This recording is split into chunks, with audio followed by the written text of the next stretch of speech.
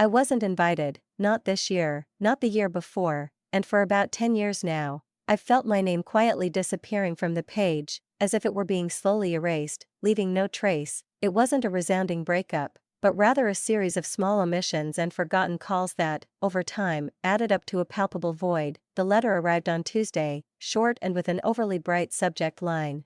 As if someone were trying to hide a knife behind a smile. Whitmore Family Vacation 2025, confirm. By Friday, the tone seemed genuinely cheerful, desperately wanting to seem warm, but there was already a chill in it that I felt all over. I knew it even before I clicked open, and yet I did. Sometimes you want to see exactly how you were excluded, to understand how deeply it was done. The letter window opened to reveal photographs, and everyone was there. Camilla, of course, her husband, their 2 children, Aunt Janine from Savannah, Uncle Roger with his ridiculous fishing hat, which he seemed proud of and wore to every family event, even if she laughed with him in a special way. Even Cousin Lily, the same one who once stole my prom dress and denied it with a stony face, was in the pictures. Everything was aglow with lanterns and sandy beaches, but there was no me, and there wasn't even a typo in my name, no Carla or Clara, just a blank space where the youngest daughter's signature should have been, and that blank space seemed intentional to me. Such loss doesn't begin with a scream, but with a constant, quiet hum, like a refrigerator in the background, which you long ago stopped noticing, until one day you notice it's gone, and the silence itself seems dangerous. So it was here. The exception didn't come suddenly, it hummed nearby for a long time, and then made me realize I wasn't there. I was sitting in my Santa Monica office, surrounded by glass, deadlines, diplomas, and the small trophies of a career I'd built against all odds. I had a corner view I'd earned through hard work, but the room was cold, and even the California sun, gloomily filtering through the blinds, couldn't warm what had formed inside. I looked at the email again, then at my name, at that emptiness, as if it had never belonged to me. I almost closed my laptop, almost, but I didn't dare, because something made me open a new tab. I typed in the name of the beach house where they always held the retreat. A spacious whitewashed house on the Georgia coast with a porch swing and twinkling lights. The place where I'd last heard my father laugh before he had a stroke, and the scene was heavy and fuzzy in my memory, like an old movie. A new listing popped up on the screen, not for rent, but for sale, and the lines of the ad read like a death sentence: price reduced, seller motivated, case pending. There was no group text, no call, not even a just so you know message. I read every line, and when I recognized the agent's name, the same woman who used to handle my grandmother's estate, I felt the air in the room shift, as if someone had quietly closed the door and pulled me out of the scene without a word. They were getting rid of the house as silently as they had gotten rid of me. I didn't explode with anger. At first there was surprise, then a cold determination, and I closed the tab and turned to the bookshelf where a turquoise shell lay, a gift from my father when I was 9. He'd pressed it into my palm and said with a slight grin, "You think of the ebb and flow of the tides, Clara, never let them make you smaller." And his voice came back to me, soft and firm at the same time, like a lighthouse that flickers from time to time in the night when you don't know which way to swim. In that moment, an idea was born, simple and brutal. They might erase my name from the invitations, but I still remembered how to address the envelopes and how to reclaim my place at the table if I had the courage to demand it. The problem with erasure is that no one tells you it's happening. It starts drip by drip. One missed call, one family photo without you, one seat at dinner left empty with no one bothering to ask where you are. At first, I tried to be the one who gives in and connects. Sending Christmas gifts, posting on that group thread when my name was still there, flying home for Thanksgiving even when the ticket cost more than my then current rent, offering to help mom with the mortgage when Camille's sons had new needs, paying for a braces consultation because I knew it would be a relief for her. I did what a youngest daughter should do: show up, say little, and be helpful, but helpfulness tired of being enough. Camille always skillfully commanded the spotlight. Radiating warmth, looking perfect in every photo, speaking loudly and confidently, and in that sense, she was called charming. Camille always lived as if the world were her stage, turning even the simplest moments into events. She threw baby showers with signature cocktails and music chosen so carefully as if her personal image was at stake. She designed homecoming t-shirts and everyone praised her creativity as if it were genius. And she once called me from Michael's, where the shelves were lined with fabrics, candles, and endless decor options, just to ask if I preferred turquoise or coral for the beach house table. Setting: I remember being silent for a second, trying to figure out if it was a meaningful call, an invitation, but then I finally answered, "I don't think I'm coming this year," and she, without a moment's break in her light, friendly tone, said, "That's okay, Clara, we'll save you a plate," but of course, no plate was left for me.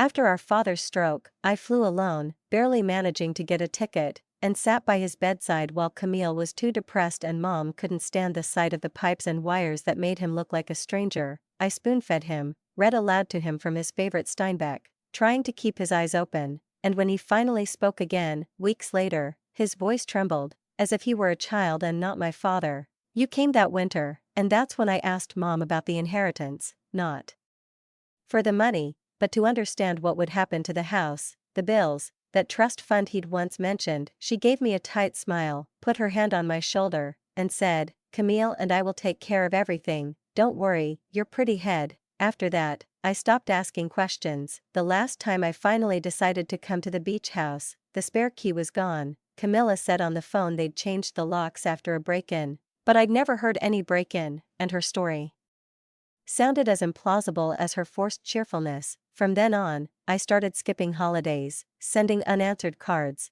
and stopped correcting them when they wrote on Facebook that I was too busy or distant, as if my life was a convenient excuse for their silence. I remember one day my mom posted an old photo of Camilla and Dad sitting on the beach at sunset, and everyone commented on how cute they looked together, but I remembered that photo better than any other, because I was the one who took it. I was there, off camera, with sand in my hair and the sun beating down on my shoulders, and it was my hand that pressed the button, but I was no longer in the picture, cut out as easily as deleted from a chat. That year, I stopped sending gifts, but I didn't stop watching, and that was the worst part. Savannah, my former neighbor and now a legal assistant, slowly became my eyes and ears, seeing the occasional conversations, screenshots, and random snippets of emails from which I'd been deleted. "They think you'd disappeared," she said one day, looking at me intently, but I just shook my head. "I haven't disappeared, I've been waiting," and it was true. Sometimes the ones who erase you the quickest are the ones who most fear the moment when you'll return and remind them of yourself, and I began to understand that all this time, they hadn't forgotten me. They were afraid. When I saw the house listed for sale, I didn't buy it out of revenge. I did it because I was tired of pretending my absence was just a mistake, an accident, a technical glitch. The listing had been up for only 13 days, and no one had changed it. No big posts, no family chat messages, just a quiet link in a real estate newsletter that I almost deleted along with the rest of the spam emails. The house was no longer registered under the Whitmore name. It had been transferred to an LLC Camilla had created, probably right after her father's death, to keep everything under control. I knew the language, having lived by corporate strategy and seen such tricks hundreds of times at work, but there was no anger, only a calm, methodical decision. I printed out all the documents, called a friend who specializes in property law, and met with Savannah that evening. She typed the name into a search engine and within 10 minutes found something we weren't expecting. My father's original trust contained a clause directly related to me, a recourse clause. If the estate had been insolvent, if tax returns had been missed, if the insurance had expired, or if necessary disclosures had been made, the secondary beneficiary, me, would have had every right to transfer the property. The taxes had been paid, the insurance was in effect, but something had slipped through the cracks, not negligence, but plain laziness and arrogance, and that opened a door they hadn't even considered closing. Camilla and Mom probably thought the house would remain in limbo, half used and half empty, until they decided what was best for them, but Dad had once wisely left a back door, and that door was now open, just for me. Savannah's voice, calm and slightly restrained, sounded like both a sentence and a salvation. "If you want it, Clara, it's yours, there will be no struggle." I couldn't answer right away because I was looking at the turquoise shell that had been sitting on my table all this time.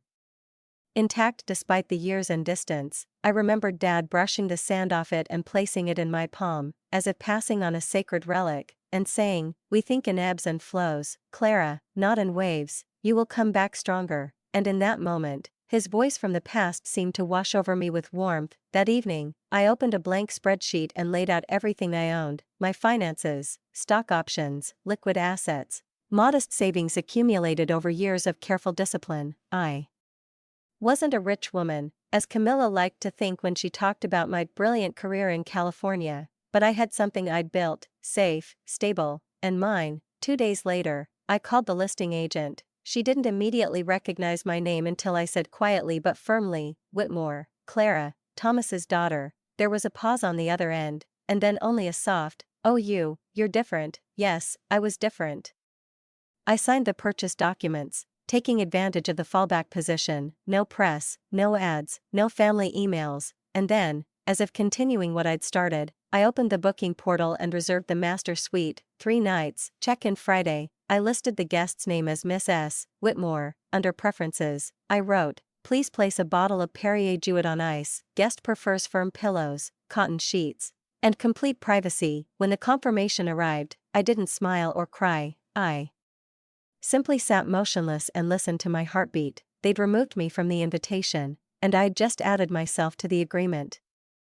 I'd arrived early, not to greet anyone or to make a scene, but simply to see the house one more time, before their hands touched it. While it still breathed the memory of my father, the house seemed smaller than I remembered, or perhaps it was I who had grown larger, older, heavier with all these years. The porch swing was still slightly askew, the shutters needed painting, someone had replaced the old headlight with a cheap solar bulb, but the house still stood, as if waiting for my return.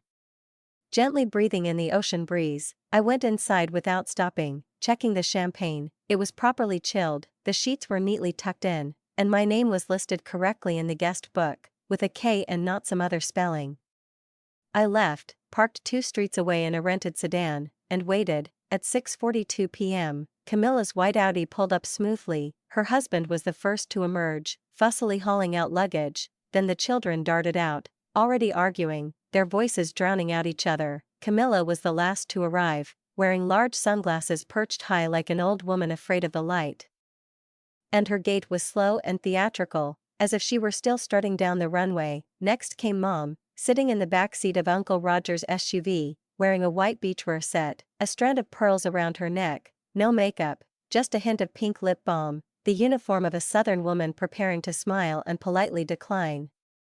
They rolled their bags toward the porch, laughing and chatting, children running across the walkway, Camilla loudly barking out instructions, and it all seemed like a familiar performance until they reached the reception desk, and then everything suddenly stopped, as if someone had turned off the sound in a movie. The front desk clerk, a young woman with a short haircut and an apologetic smile, spoke as if she were announcing the weather, her voice flat and devoid of any personal sympathy. "I'm sorry, but neither of your names are on the guest reservation. Are you part of Ms. Clara Whitmore's party?" Camilla blinked, her expression frozen in confusion, and my mother leaned forward slightly, as if she hadn't heard. "I'm sorry, whose party?"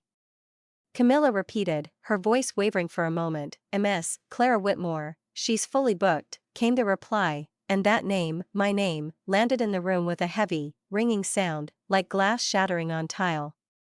The silence that followed wasn't the kind that awaits a continuation of the conversation. It was different, deaf, viscous, reshaping the very space. At that moment, I opened the car door and stepped out, not for the drama, not for the applause of an invisible audience, but because the time had come. I stepped inside, feeling a solid foundation beneath me, a calm, even confidence, my heels clicking loudly on the tiled floor, every movement echoing. I didn't look at Camilla, I didn't need to. I turned to the clerk. "I can clarify, my name is Ms. Whitmore, the paperwork was completed 2 weeks ago."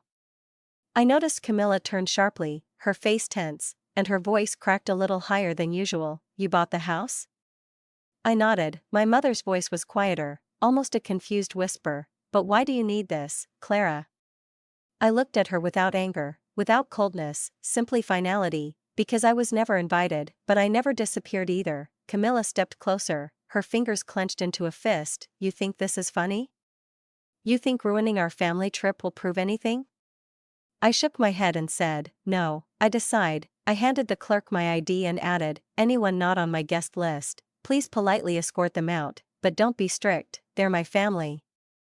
The clerk hesitated, then nodded. Behind me, no one said a word, not Camilla, not Mom, not Uncle Roger, who stood with his hands in his pockets. The silence did the talking for me. Let them explain to each other. Let them say my name among themselves. They turned and walked away from the reception desk in silence, without shouting, without making a scene, just with tense shoulders and a long line of silence that trailed behind them like smoke from a campfire. I didn't smile or wait for parting glances. I didn't need that. Now they knew. That was enough, or so I thought.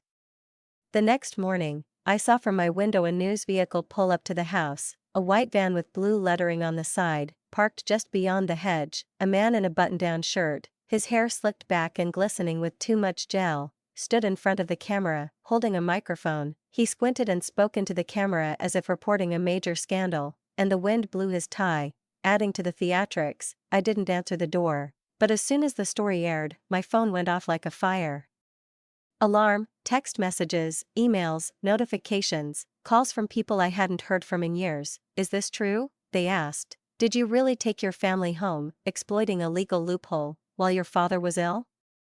The headline on the website was bold and yellow. Daughter uses trust clause to cut off family's right to inherited property. They made me look like a predator in heels and a business suit, a woman coming to finish off the already wounded. The article quoted a close relative who claimed my father had memory problems and had been tricked into signing the papers. They didn't name him, but I knew whose work it was. Camilla had always been good at using sympathy as a weapon, feeding people stories tinged with tragedy, making her look helpless and me look cruel.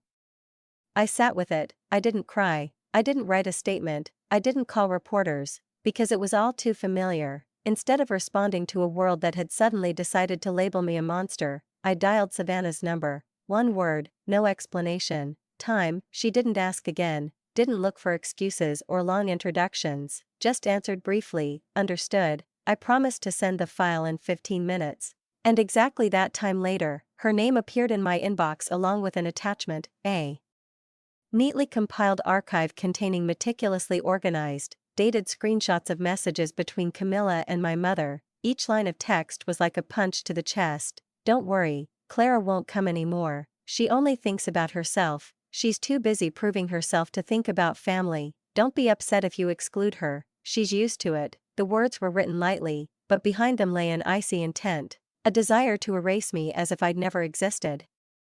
The archive also contained audio files, one of them a recording of a conversation over family dinner, where someone had carelessly turned on speakerphone. Camilla's voice was clear, almost shrill. Clara was always too fragile to survive in this family. Let her rot in her apartment. It only made things easier for us. I listened and kept the file open, letting the words corrode the air in the room. Because it was in this naked cruelty that their truth was revealed. But the most important was a video taken 2 summers ago, which I cherished like a relic. In the recording, my father was sitting on the back porch, his legs swaddled in an old blanket, and in his hands he held the chipped mug from which he always drank in the mornings. I was sitting nearby, slightly to the side, just out of frame, and only my shadow occasionally glided over his shoulder. His voice was quiet but confident. I want this place for Clara. Camilla does everything loudly, and Clara takes a long time.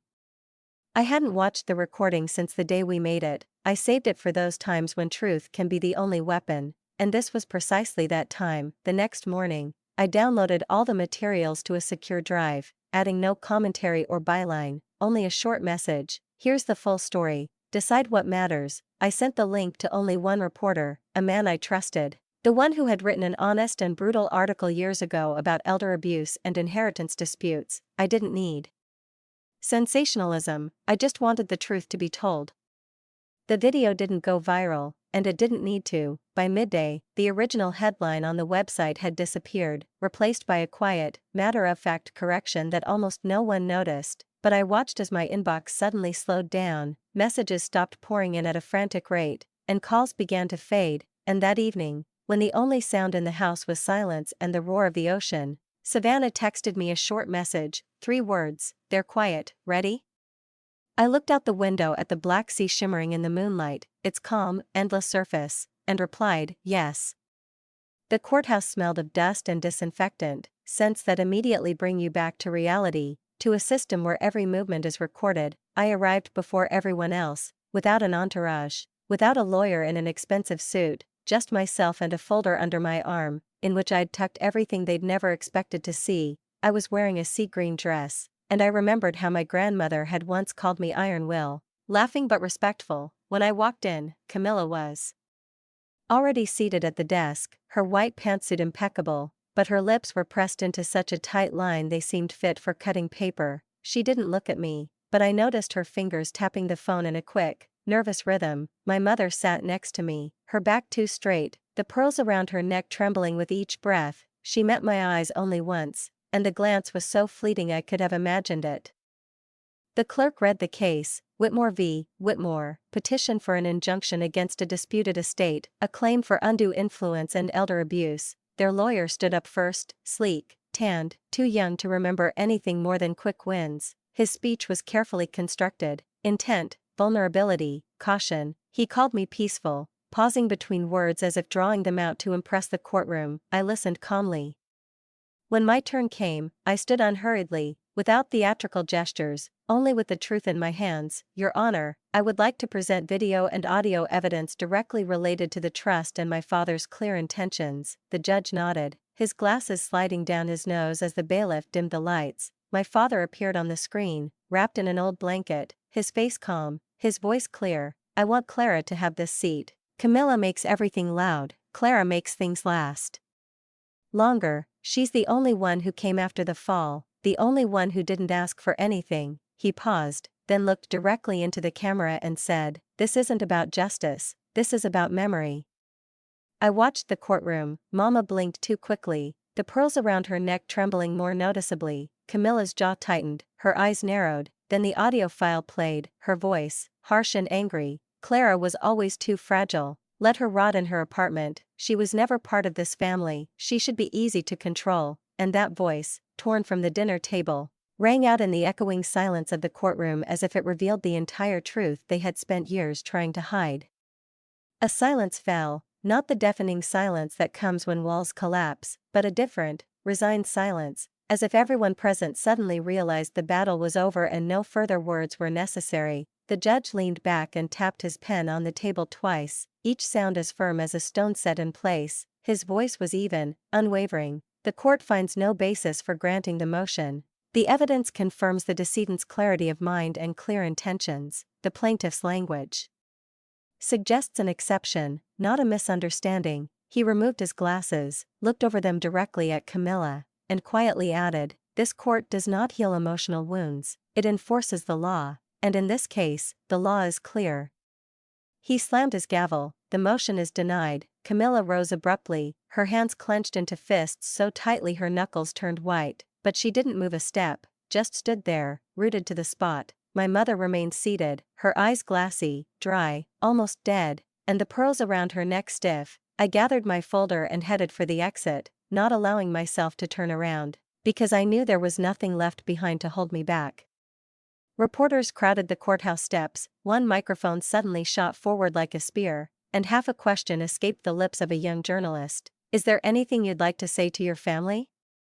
I paused only for a moment, letting silence fill the space, looked directly into the camera, and replied, "No, I already said that," but I spoke more quietly than usual and immediately moved on, without pausing, without throwing out loud words. When I returned, the house was empty and quiet. There were no suitcases on the porch, no voices echoed in the rooms, no harsh remarks, only the ocean outside continued its eternal breath, and the wind barely stirred the shutters. Inside, everything looked the same, but it seemed brighter, as if someone had removed an invisible burden from the walls. Noise, alienation, denial. I walked slowly, my hand brushing the wooden railing, smoothing a corner of the carpet in the hallway, letting the silence tell me what remained with me and what was gone forever.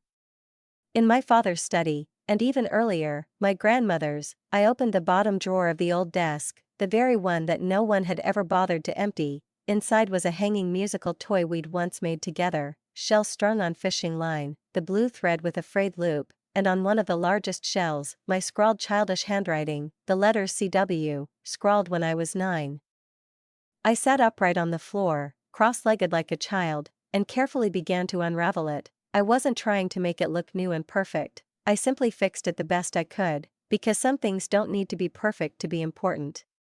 When Savannah arrived, she brought wine and a roll of paper towels. "You didn't think I'd let you win without making me clean the windows, did you?" she said, smiling, and there was a warmth in her smile that takes your breath away. We worked silently, wiping the glass, brushing away dust, as if washing away not just the dirt but also years of neglect, erasing them to footnotes in someone else's story. Toward sunset, I hung the wind chime outside the kitchen window, and it caught the first gust of wind as if it had remembered how to dance. Its ringing was soft but clear. Later, we sat on the porch, two women with glasses in hand, watching the sun fall into the sea. "What now?" Savannah asked. I looked at the horizon, where the sky was slowly darkening, and said, "They said I was gone, that I was drifting, but I never went anywhere, they just decided not to meet me." We didn't raise our glasses, didn't toast, didn't celebrate, we simply sat and listened to the sea move like breath, and then I got up and started turning off the lights in the house, room by room, doing it for the first time not as a guest, but as a hostess, from the inside. And if this story has touched something quiet inside you, something you haven't spoken about for years, know this: you're not alone. There are more of us than you think, people who weren't invited back, who were written out of their own history. We never left, they simply never called us back, and this time, silence didn't win.